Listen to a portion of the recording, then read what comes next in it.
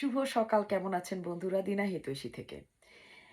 আমাদের জীবনে আমরা মানুষরা, আমরাই ভালো, আমরাই মন্দ, আমরাই আলো, আমরাই আঁধার। আমাদের ভেতরেই ভালো আছে, আমাদের ভেতরেই খারাপ আছে। আমাদের একটা নরমাল বিহেভিয়ার, কারো কোনো কিছু দেখলে আমাদের ভিতরে জ্বলন তৈরি হয়, সেটা যদি আমার জীবনে না থাকে।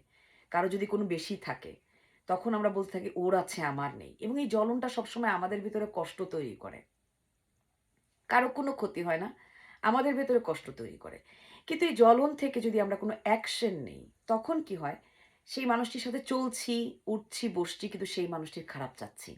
যেমন ধরুন, আপনার কোনো বন্ধুর সন্তান আপনার সন্তানের চেয়ে ভালো করছে। আপনি বাসায় এসে নিজের সন্তানকেও বকছেন এবং বন্ধুর সন্তানটিরও দুর্নাম করছেন। আবার ধরুন, আপনি একটা কাপলের সাথে চলছেন যারা খুব ভালো রিলেশন, কিন্তু আপনার রিলেশন ভালো না। তো বাসায় এসে আপনি স্বামীর প্রতিও বিরক্ত হচ্ছেন এবং তাদের কিভাবে প্রবলেম করা যায় আপনি চিন্তা করছেন। আবার ধরুন কেরিয়ারে ভালো করছে। আপনি কেরিয়ারে ভালো করছেন না। সে কেন করছে? তার জন্য তার কেরিয়ার নষ্ট করা নিয়ে আপনি ব্যস্ত। আপনি নিজের দিকে ফোকাস করছেন না।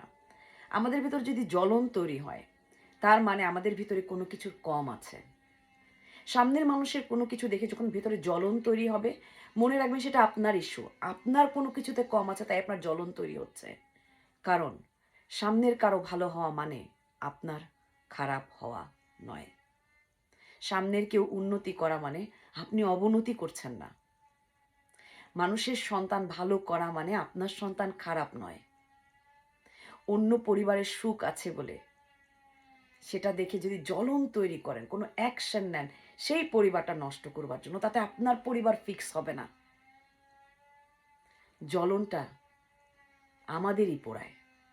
আর যাদের জন্য জ্বলি, যদি তাদের বিরুদ্ধে আমরা কোনো অ্যাকশন নেই, তবে তো সেটা ইউনিভার্সের কাছে লোন নিয়ে নেওয়া হলো। সুদসহ সামনে অপেক্ষা করছে। আপনাদের দিদি, দিনা।